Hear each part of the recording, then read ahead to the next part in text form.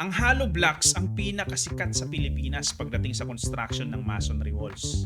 Halos lahat ng construction worker may idea kung paano yan i-install. Pati nga si misis mo minsan mas magaling na sa kanila eh. Minsan tinuturuan pa niya yung mga worker kung paano yun i-install. Napakarami ng gumagawa niyan at nagbebenta. Ang kailangan mo lang naman kasi dyan, semento, buhangin, tubig at katawang pag may bumangga, di ba? Ang presyo niyan ngayon ay nasa 10 to 25 pesos. Depende sa price at kung gaano kalayo ang delivery. Sanay na tayong gamitin yung hollow blocks na yun sa construction at marami nang nagsulputang vlogger sa Pinas na daig pa ang mga engineer kung makapag-explain kung gaano katibay yung mga ginagawa nilang pader.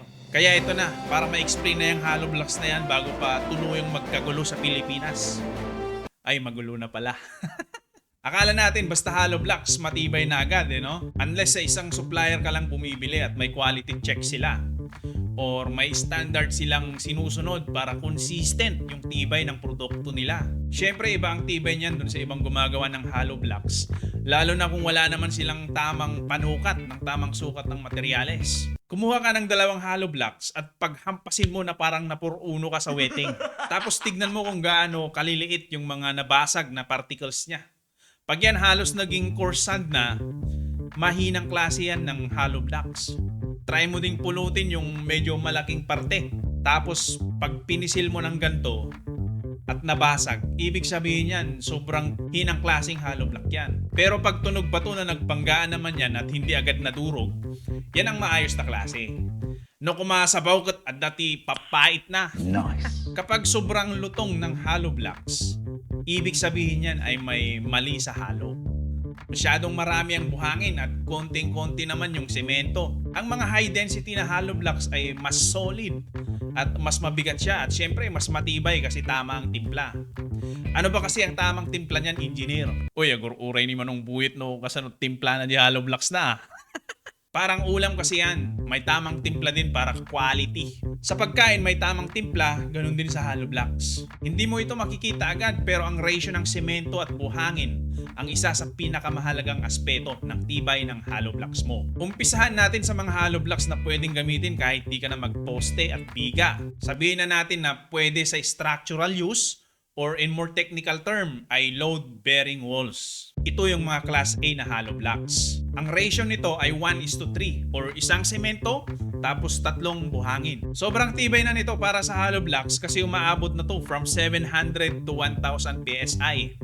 Pero syempre, para fair sa mga supplier natin, mas mahal ito kasi mas matibay. Disclaimer lang guys, I am not advising you na magtayo kayo ng bahay na walang structural elements.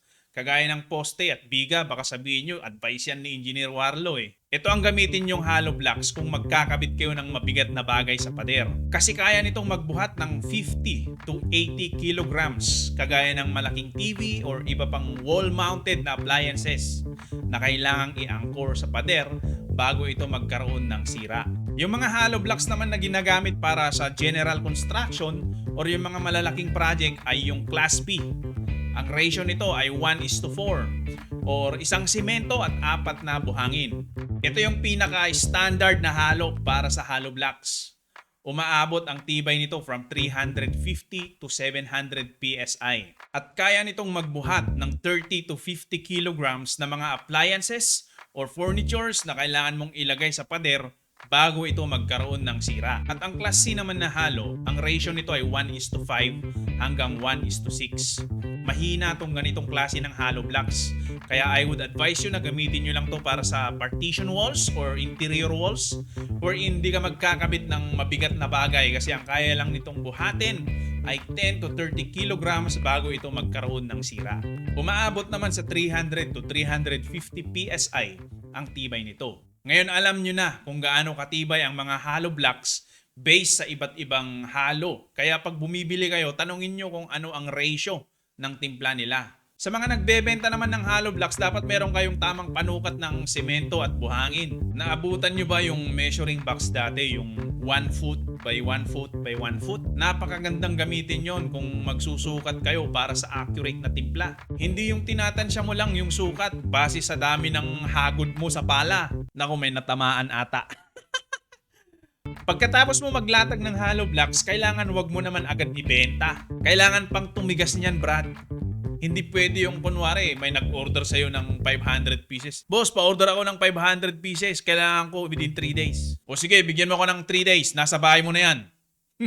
Merong curing time na tinatawag para assured na nakuha nito ang tamang tibay bago mo ibenta sa merkado.